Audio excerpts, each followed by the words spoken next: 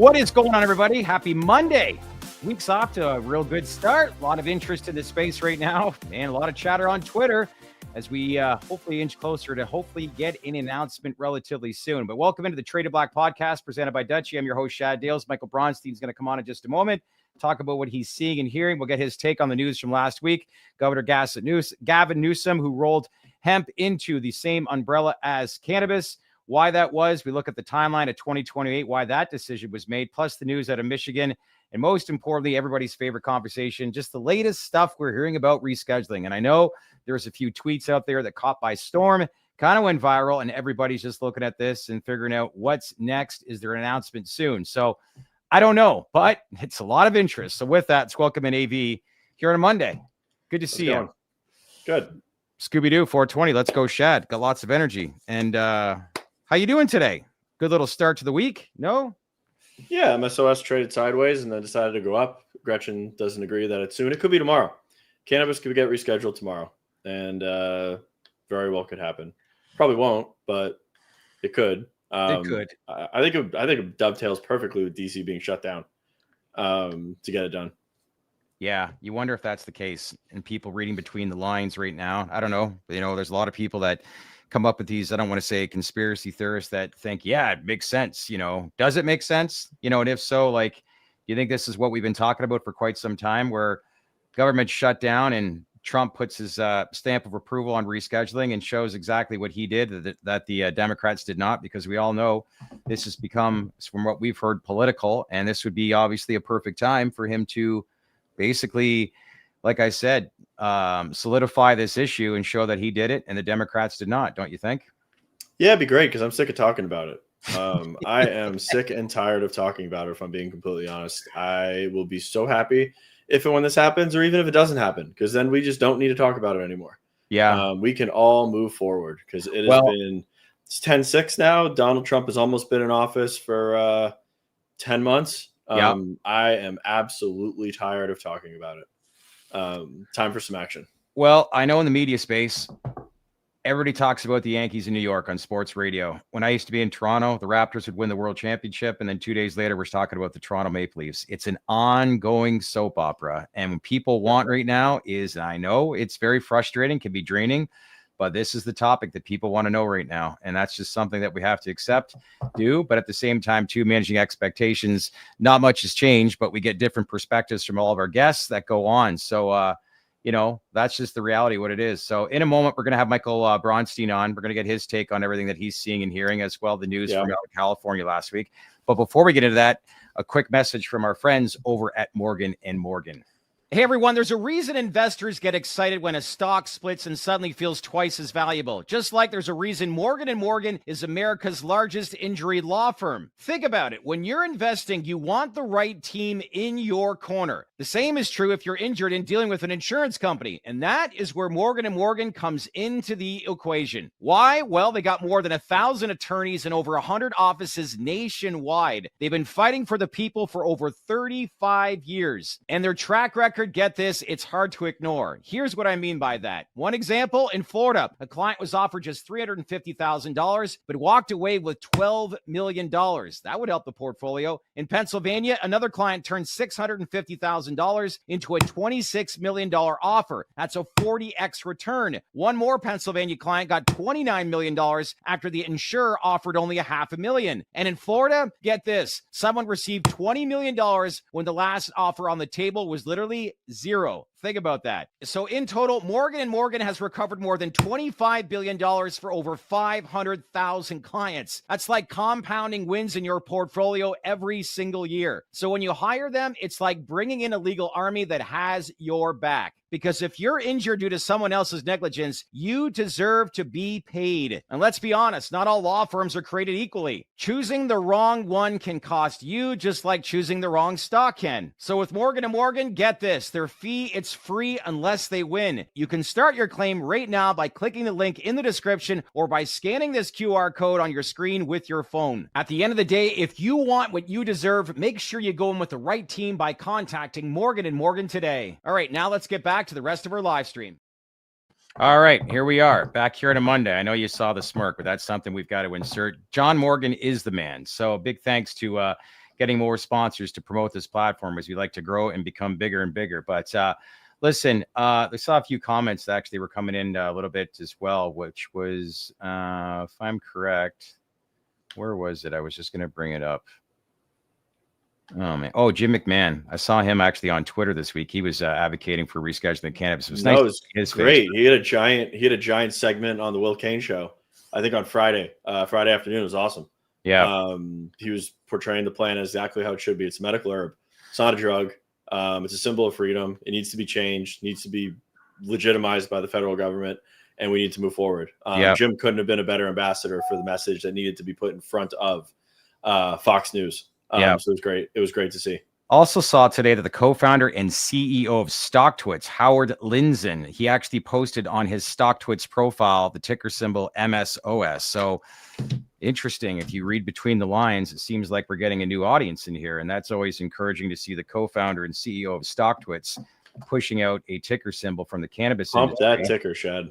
Right? You like that? By the way, full disclosure, I am a holder of MSOs right now, MSOS. So make that full disclosure right now. So with that, it's time to bring in Insider's Edge, and let's welcome in the CEO of the American Trade Association of Cannabis and Hemp, Michael Bronstein. Good to see you. How are things? Hard to follow John Morgan of Morgan & Morgan. I'm glad you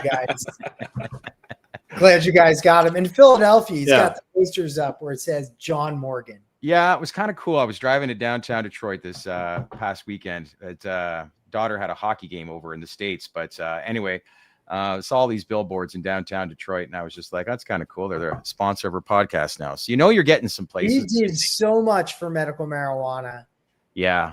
In Florida. Oh, yeah. First time around, he brought flower. He backed flower. He tried to back Amendment 3. He might be the next governor of the state of Florida, at least running on the Democrat side. Later or early next year. So we'll see. Yeah. How much money has he put towards cannabis? Do you know? Top of your head? By the way, Jim McMahon is Project Champion. So Gretchen, kudos to getting that placement. Yeah. And how much? Yeah. All right. Well, let's begin. I know, I think first things first, as we said before, we're going to go live here today, that we got to talk about the discussion, but what do you make of all this? And I know it's been 7 days, but it just feels like this rumor is getting hotter and hotter. We now have a week to process basically the video that came out on Trump's Truth Social, but the rumors have just, if anything, have gotten louder and louder as the days have gone on.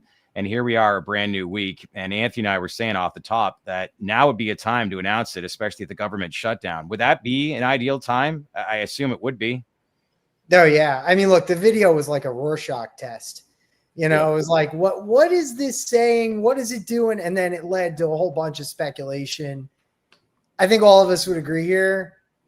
There's no wrong time to reschedule. Yeah, good point. All right. Yeah. Do it now. Do it tomorrow. Do it the next day. Just do it. Yeah, exactly. We've been talking about this for a long, long time, haven't we? Yeah, it's been a long time. I mean, look, we could talk about it being imminent. I do get a sense that there's the word. There's the word, Michael. Imminent? Yes. Soon. Imminent. Soon. When will then be now? When will then be now? He who shall not be. Soon is the answer. Soon.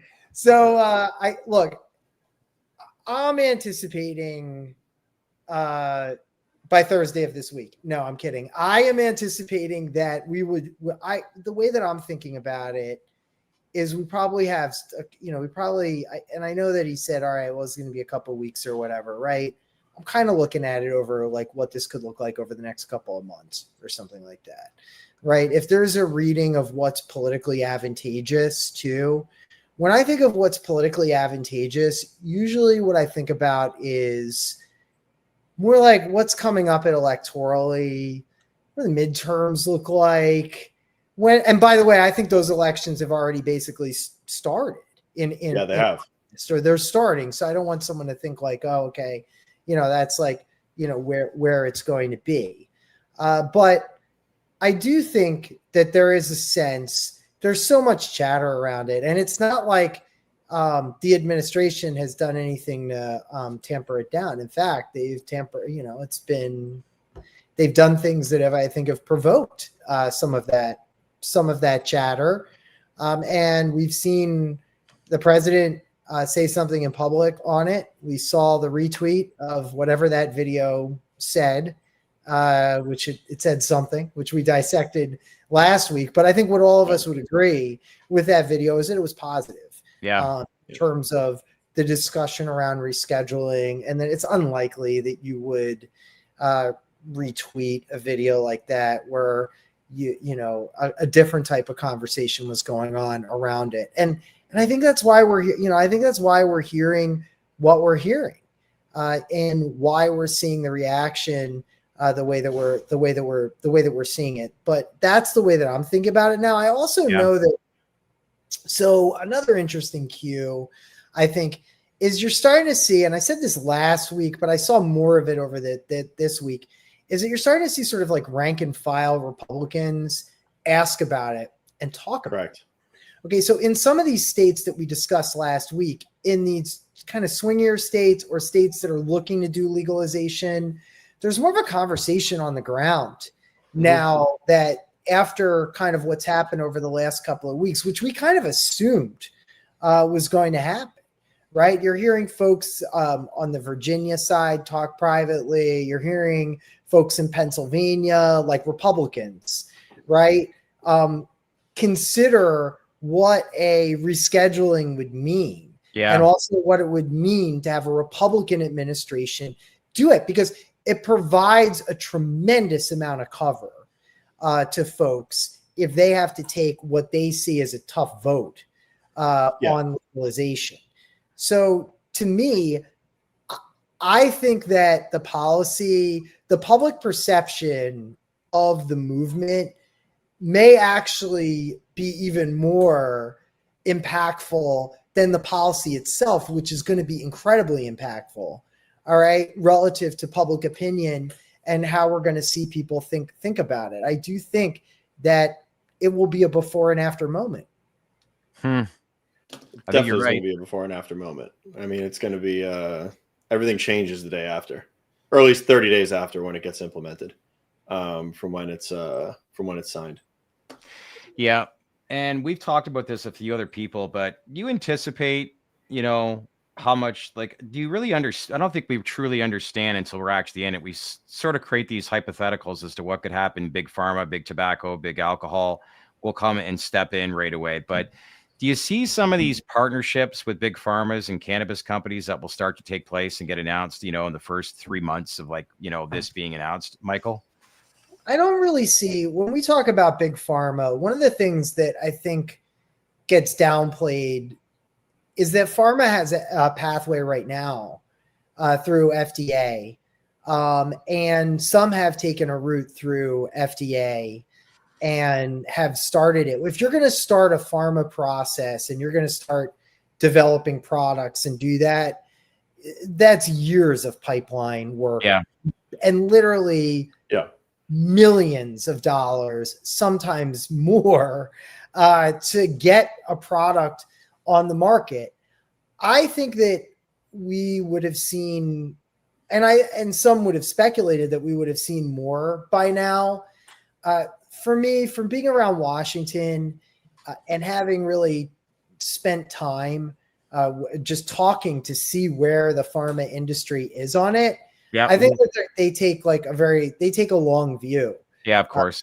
And the folks who have even been involved, who are on the pharma side of this, have said that they probably at this point would have expected more to have taken a look at it, or more research that around it, more investment certainly around. Not that there hasn't been investment around it, but the type of investment that's commensurate with pharmaceutical research. I mean, one of the things that you've got here to consider is that marijuana is already widely available.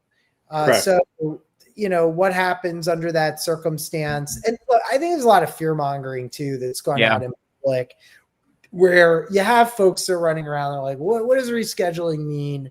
What is it going to mean for pharma? And what is it going to mean in the industry? And I think that a lot of those myths, okay, like there's a mythology behind what pharma, what alcohol, where tobacco necessarily is going to, we've seen them all play differently from an industry side at different points in the industry. I just think from a pharma perspective that it would take years to. I'm not one that fears, all right, now it's Schedule 3 and everything's going to have to go behind everything's going to have to go into a pharmacy or something like, which I see people talk about online all the time. And I'm like, that, but we have these state level programs, and that's not, I've had the conversations at the federal level. There's no anticipation of that. What do you think of this announcement last week about Trump RX? Look, I think that Trump RX, I think that what the President Trump has done in terms of titling programs and things of that nature have been something like, he clearly has an understanding of marketing. He has an understanding of how to engage the general public on issues that might be popular. And the prescription drug cost issue is something that cuts across both parties and is widely popular. So I think that's why he's trying to associate his name with one of the launches of what he's doing. And he thinks about it like it's a, he thinks about it like it's a brand, which I think is very untraditional. Well, I thought I kind of scoffed at the Trump RX branding when I first heard it, but I mean, we have Obamacare. So I mean, at the same time, this isn't the first time we've seen this. It's not exactly a vanity. It's not exactly a first of its kind vanity play from a sitting president with some sort of platform that he's rolling out. Yeah. Which I think he called it Trump RX. Yeah, he called it Trump RX. Obamacare, so President Obama didn't introduce it as Obamacare. I know it was ACA. Yeah, and Republicans also used it against him. So, or tried to, and then he wore the title, and Democrats were like, yes, let's call it Obamacare because it will be largely popular. So I think it's a little bit different. I think it's a little bit different. Which I think is fine. I wasn't saying in a derogatory sense. I mean, Obamacare, it was a revolutionary thing that happened to our healthcare system under Obama's administration. Label it after him. Yeah. Patrick Ray writes a good comment here. Guys, Big Pharma is designed around the double-blind placebo-controlled trial that usually forces on isolated molecules, not a plant compound made up by hundreds of components. This is why pharma isn't diving in. Fair points. Very fair points. We've covered the psychedelic space, and this is indeed factual information that plant-based is always a hard sell, especially when it comes to Big Pharma. Do you agree with that comment? Yeah, look, the other thing is that generally, and from a regulation perspective too, like the way the federal government thinks about it is by molecule. All right. What's going on in the cannabis industry is, I think, pretty messy relative to what it is that they're used to. And we talked about, well, how do you develop intellectual property, around it, which is going to be something, is going to be a discussion that's going to get real interesting real quick. Absolutely. Around federal legalization. How do when you we start to see federal laws start to liberalize, but you'll see there will be components of the plant. I think Patrick's 100% right, where they'll isolate, those components of the plant and then potentially manufacture. Yeah, agreed.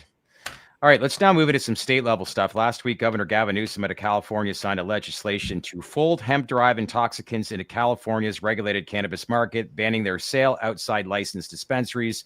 Supporters are calling it consumer protection. Critics see it as an overdue damage control. This clearly got your attention, but here's the thing. This doesn't roll out until January of 2028. So first, your reaction to the announcement, and two, why so long before it actually gets implemented? Yeah. What I would say is, so generally we're seeing states have a real hard time figuring out how to regulate here. California, essentially what they said here is, all right, we're going to have everything under the cannabis program that was instituted in California if it has to deal with an intoxicating product.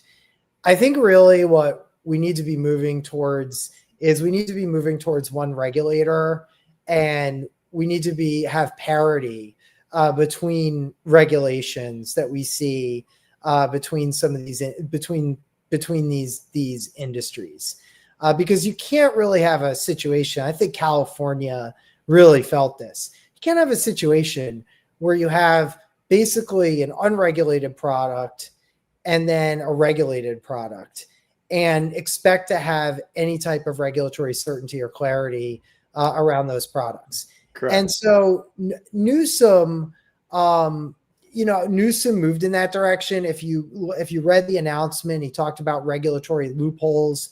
I mean, we are seeing regulatory loopholes all over the place.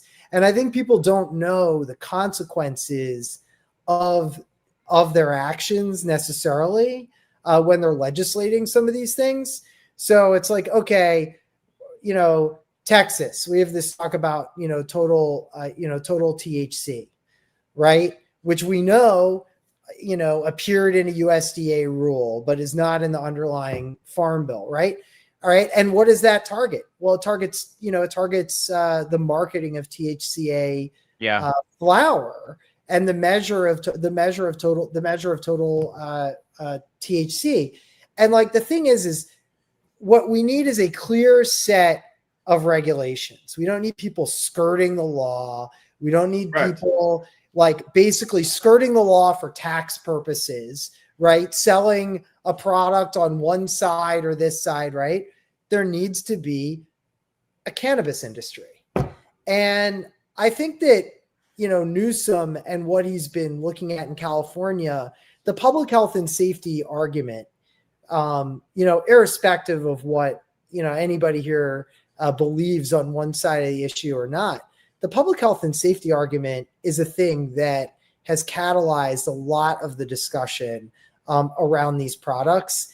And continuously, the bad actors in the industry are going to hurt the good actors in the cannabis industry. All right. And people are like, well, there's some bad actors that are in the industry. The reality is those bad actors have to be accounted for and dealt in this industry in order to be able to move it forward. And it can't just be, oh, there's some bad actors, we don't know who they are. All right. If you hear people say there's some bad actors and we don't know who they are, it's laughable, because all you have to do is go online, see the products that folks are selling. I think people are being particularly brazen about what it is, that we're gonna see there. Look what happened to Juul. How many years ago is that now? The whole vaping crisis, and that still is affected, I think, from people today. And that's been what, 6-7 years since that's happened. Yeah, and by the way, the AGs got involved in that, right? We've seen attorneys general step up. But that was easy. That was easy because nicotine has rules and regulations on a national level that can police the industry. They just needed to pivot, get the vapes under control, and got them the hell out. With hemp, it's just free reign right now, pretty much, unless states have clamped down, which few and far between have clamped. I think we're seeing it move that. I think we're seeing it move more. Oh, we are. I think that there's, and if you remember, like with vape, it started off slowly and then it went very quickly. Mm-hmm. Okay. And I think that that's some of the stuff that we're seeing without regulatory clarity. That's exactly what we're going to see, because people won't know who can be in the market and who can't not be in the market. And the thing is like advocacy is pretty divided right now. Okay. What we're seeing is we have like, even like you look at Texas or look at federally. All right. We see look at beverage is a good example of this. Yep. All right. You have folks that are doing beverage on the beverage side. And then what they're doing also is, I think that there's a big split between folks who are doing beverage and then folks who are selling these synthetic THC products, which they should. There should be. And so there's a different lobby that's going on for it. One is lobbying against the other, right now. And I think that you're seeing a real kind of, trying to understand what this marketplace is and get control of the regulatory outcomes. Yeah, so, which Texas is a good example of that. I mean, there are brands in Texas that were lobbying for one set of rules, and then you had the beverage guys that had the alcohol industry come in that were lobbying for a whole different set of rules. And meanwhile, they just need to come to some sort of terms and equilibrium in the middle to get things done. Otherwise, you're going to be in the situation that we're in right now. Yeah. On paper, when you look at it, the last thing that the governor from Texas is going to do is probably something that a governor from California is going to do. But when you see this announcement, does it have any kind of, I guess, influence on what could happen and transpire within Texas as to what California announced last week? I actually think that all these states, I don't think it's like specific, but I do think that the way that they move, it kind of like looks like you can kind of see a trend of where it moves. That's the way that I see more of it, because when you go into a state and you talk about it, so we go into a bunch of these states and we'll talk about this issue. All right. Generally, what I'm looking at is where they move. Mm-hmm. We went from a period of maybe a year ago where there were no laws on the books to where we're now 12 months in, and there are 40 states that have passed some type of law or regulation, whether it be an outright ban, whether it be regulatory bill, or somewhere in between, that have gone to address this issue on some level. Mm-hmm. Right. So, and I think the federal government has taken, members of Congress certainly have taken notice of this. And that's why we saw, the discussion that we saw in the Senate, between Senator Paul and Senator McConnell. So I do think that there is going to be more clarity going forward, and the industry needs clarity. I mean, all of this needs to be addressed. Yeah, agreed. Do we have any idea from a revenue standpoint how much California gets is hemorrhaging, to these loopholes? Do you have any numbers as to how they project, I guess, some of these numbers that they're losing out on?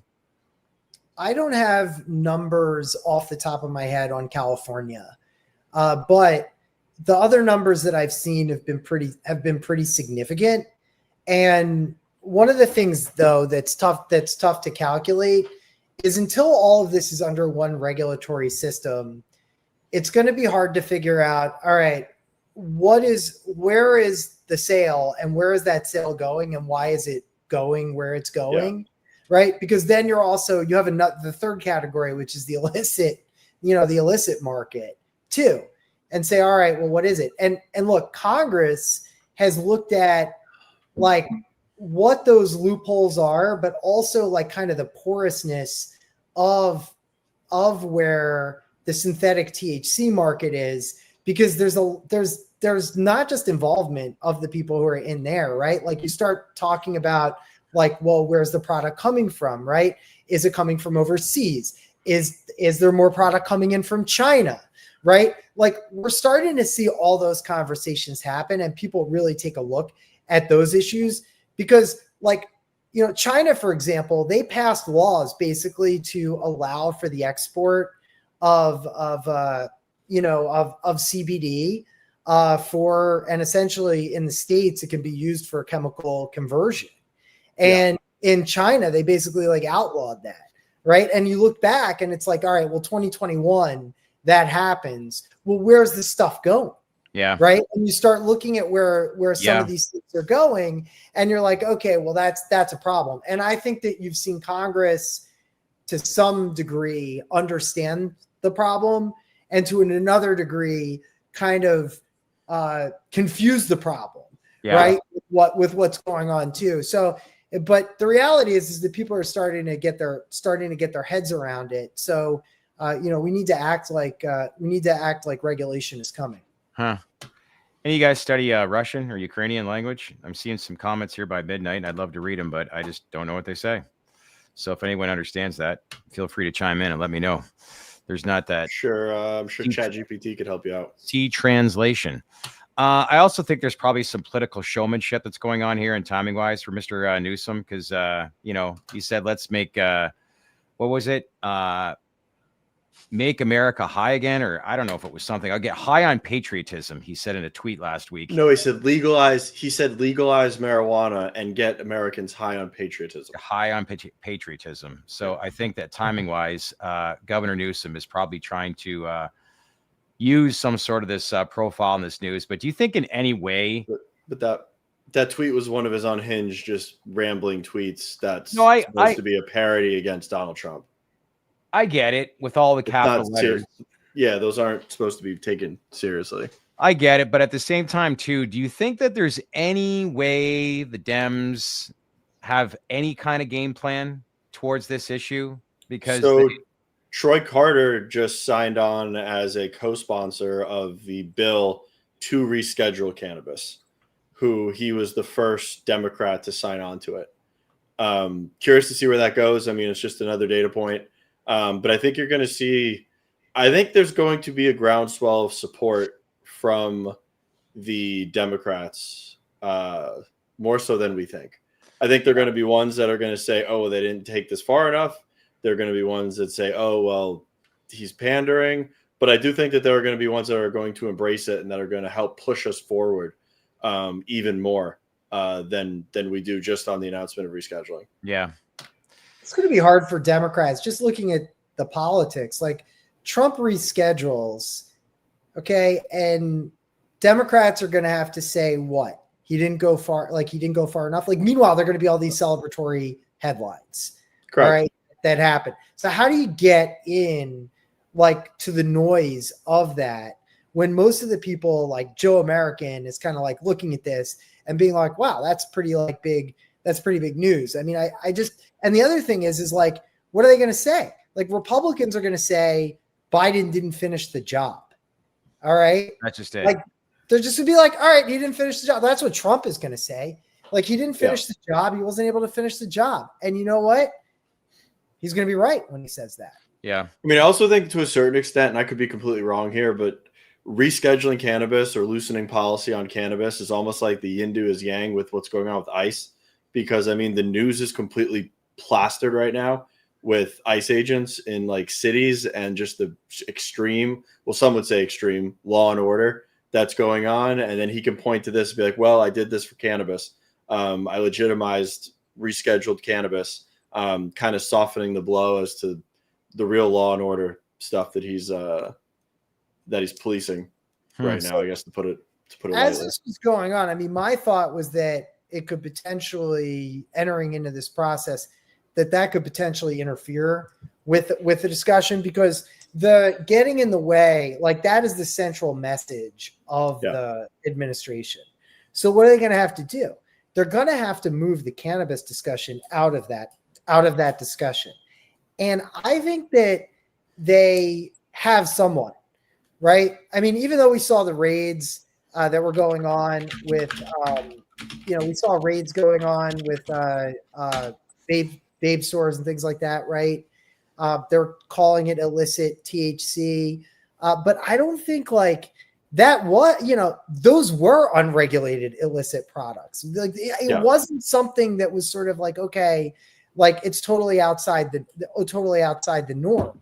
So what I think is happening is the Trump administration is conditioning their followers, I agree, other political leaders, and the Republican Party in general for this change. We're seeing people who are allied with Trump coming out and saying, oh yeah, by the way, this should happen.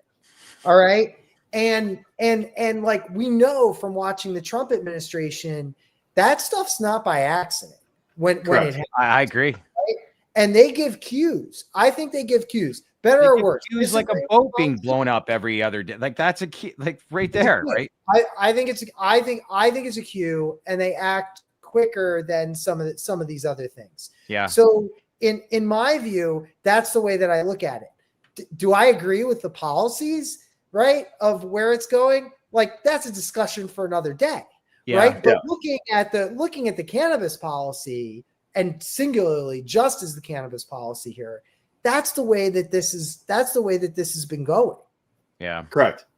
Let's try to keep the comments about cannabis and keep the political theater out if we can, people. How much you've been following Oklahoma? I had a conversation with a gentleman last week who's been involved in policy. He helped build all the laws of 788 back when medical marijuana, I think it was passed in 2018 in Oklahoma. Is that correct, Michael?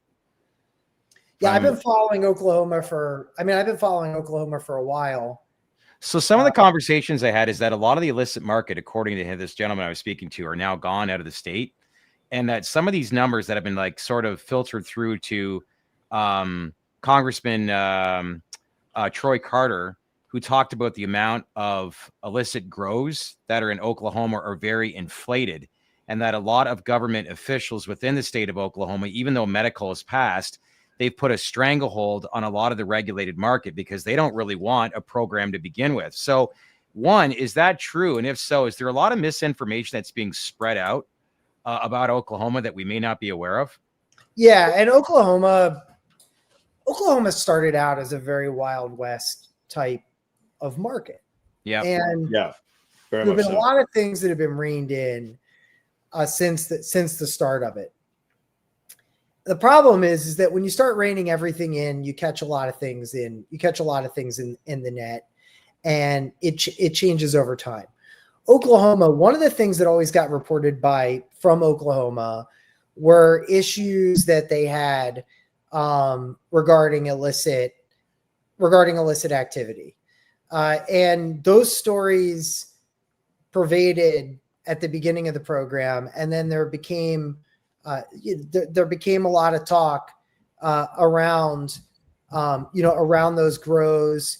There became a lot of talk about, again, foreign involvement in some of those things, and those stories continue to animate the reporting on Oklahoma, irrespective of where Oklahoma sits today. Yeah. Right? Because it took a while for folks to figure out what was going on. Then when they did figure out and they started to try to clean stuff up, still these examples are out there. So, I think that a lot of stuff, like in a lot of states, it's still in flux. There are a lot of folks that I know that I talked in Oklahoma that went out of business because there were so many stores that were open. There were so many grows that were going on. It was like basically like, it was a free for all. But they've tamped that down since, from what I'm hearing, correct? The industry killed itself. It flipped on it. I mean, it essentially just natural selection happened within Oklahoma. And there was a point in Oklahoma on inception, it was everywhere. And they were big grows. Yeah.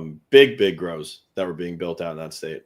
Funny, I've read that up a few times, Gretchen, and the show Tulsa King hasn't helped. Yeah, they've got a whole illegal marijuana show with Sylvester Stallone that basically shines a light on that market at one time. But yeah, I thought that was interesting, just to learn a lot of that stuff. And I'm sure that's not the only state, right? No, I mean, the other thing is that we're dealing with, so naturally, when you get into it politically, if the redder a state is, the more deregulated you're going to see most industries. Yeah. Okay. And there are exceptions to every rule. There's a really big generality of what it is, but we're seeing a lot of these things play out. But also when you see that, like in Oklahoma, there wasn't this great political support either, I would argue, for where these things are. And we see some of the things that are going on. And as an industry, I think this is why political organization is really important. I mean, we look at what, happened in Michigan on the tax rate. Yeah. What do you? We're seeing? Yeah. What is that going to be an extinction level event that's levied on the industry in Michigan? Or do you think that gets retroactively handled? Much like we saw California flip flop on the taxes, because that sounds like the industry is not going to be able to survive on that kind of a tax hike. I'm concerned there'll be a lot of pain before it's gotten out of. And one of the things that we have to know is kind of a movement here is that when we go in and we argue for revenue, people might do it. And I'm not saying that this is like entirely the case of Michigan, but we make these arguments in a lot of different states. Yeah. Okay. You start arguing on revenue and what it's going to bring in. Well, then you're going to start getting taxed the way a casino gets taxed. Right. Okay. Yeah. Which is very hot. All very right. Nice. Table games, right? Like you're like 52% tax rate. Like what are you doing? Now the difference is that at casinos, the federal taxation issue is not the same thing as what's going on in the cannabis industry and around 280E. And people don't know that. So a lot of the tax rates that are in place are unsustainable. Okay, so this very well, this is a huge deal. You think this has to do with tariffs, the automotive industry being in the state of Michigan? No, I think I think like one of the things that it has to do with, quite frankly, is politically in terms of how folks are putting budgets together and how they're trying to find revenue. yeah, And in some states, like, cannabis is a serious or can be a serious. It'd be nice. Line. It'd be nice if they could come to this assumption in Pennsylvania and just get it done and be like, there's our surplus right there. yeah. It's sitting there waving right in our face. And a reasonable tax rate in Pennsylvania. Correct.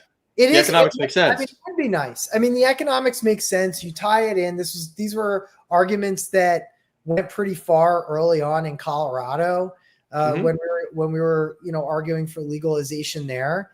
It did in Washington State, and their taxes are way too high. Okay. Yeah. But there's going to be a lot of this industry going forward is going to have to be dealing with these tax rates, because taxation is also regulation.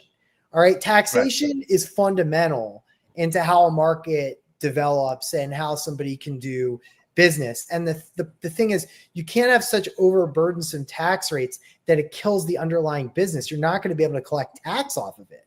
Correct.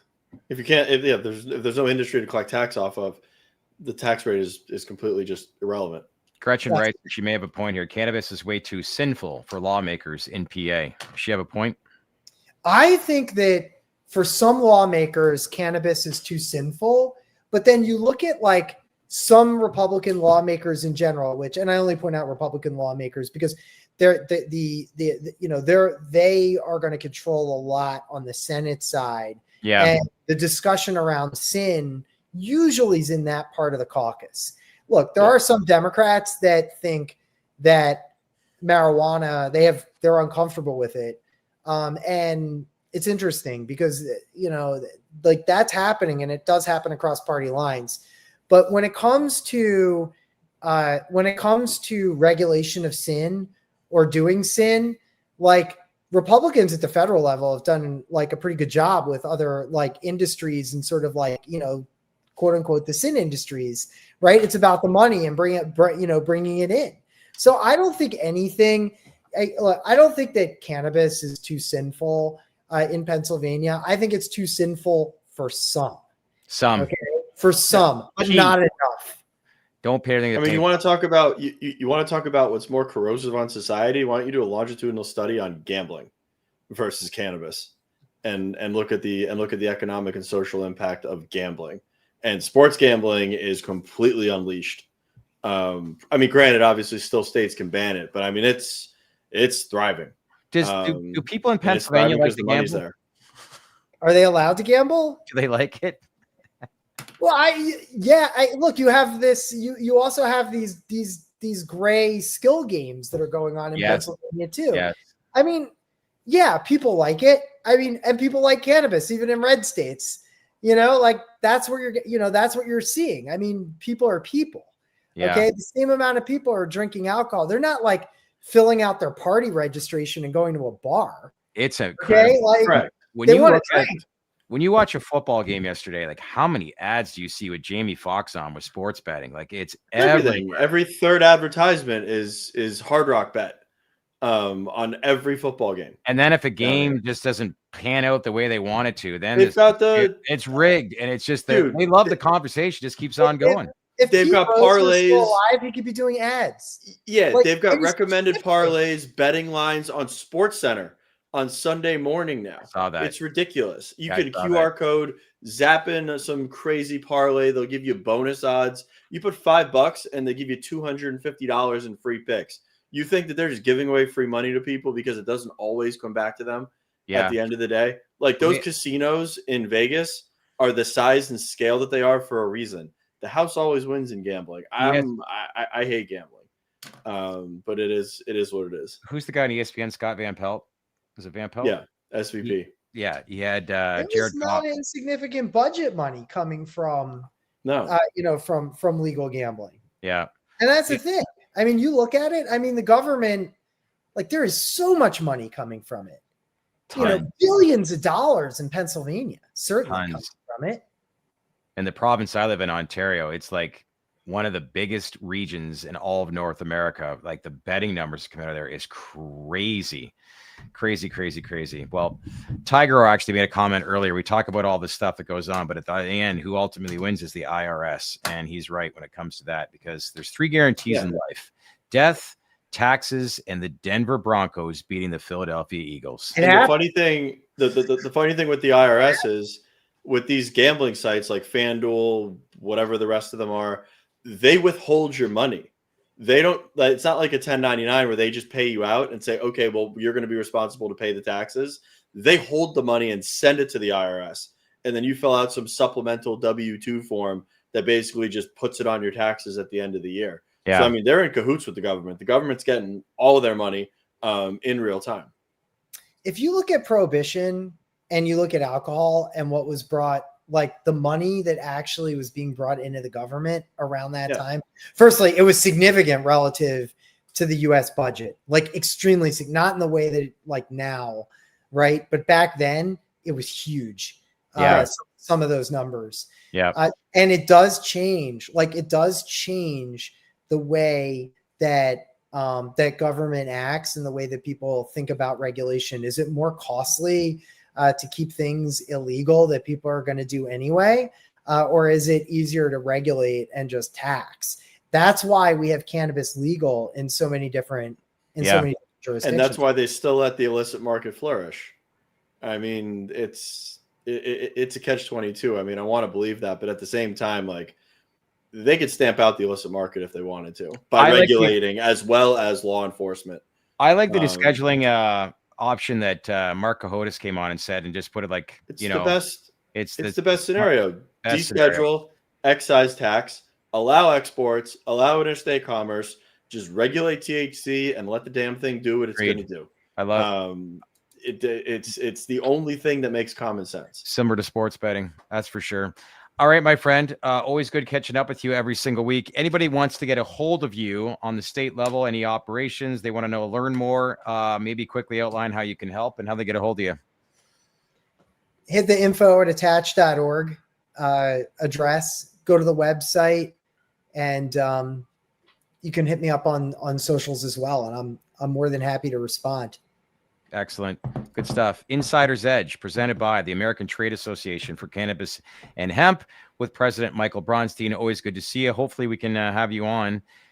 If we get any announcement this week, man, you'll be our first call to have you back on. But I don't want to get people all thinking, oh, they know something, because we don't. But we'd be celebrating. What would we be allowed to celebrate with? Have you guys looked up what the YouTube terms are?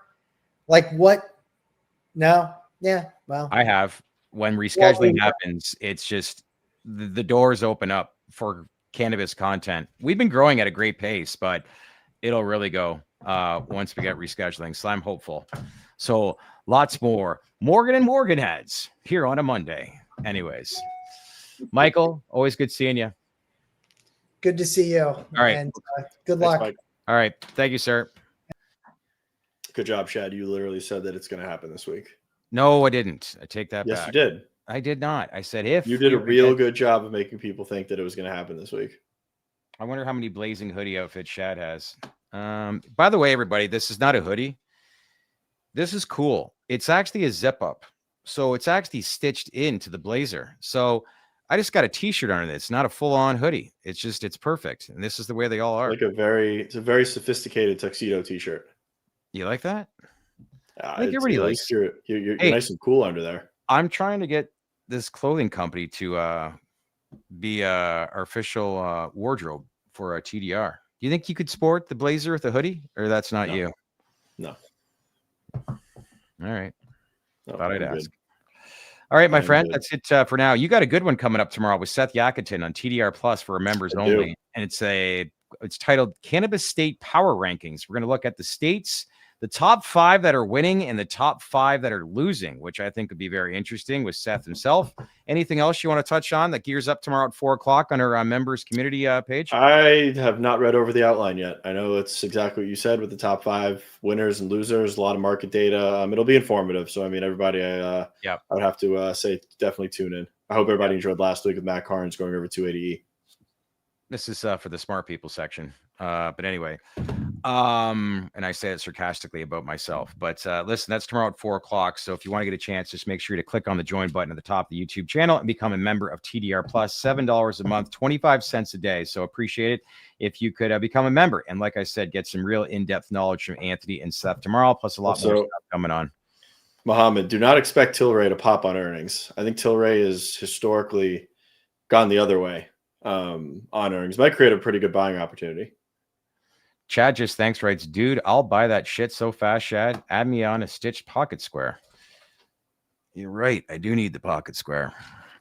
Anyway, always good seeing everybody. Everybody seems to be in a decent mood, and let's hope this momentum continues throughout the week. But watch the press conference tomorrow, Michael. That's all I got to say. All right. Do we have anybody lined up for Wednesday yet? I thought we did. Did we not? I thought we had somebody confirmed. Not that I know off the top of my head. I don't know his last name. His first name is Jed. I was mentioning earlier about him having a lot of policy background in Oklahoma. We're trying to have him on later this week, but I think that'll be a good in-depth conversation just to learn more about Oklahoma because, you know, up until my conversation last week, I thought there were a ton of illicit operations that are taking place in there. And yes, there was at one time, but it's cleaned up. But what I thought was telling was the fact that a lot of lawmakers, even though medical has passed, they're putting a stranglehold. Jed Green. Thank you, Tom Angel. Appreciate that. And Tom, what a tweet today, my friend. Caught the industry by storm, that's for sure.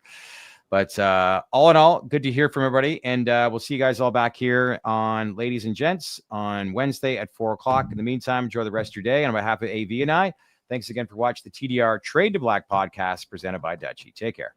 Thanks, everybody.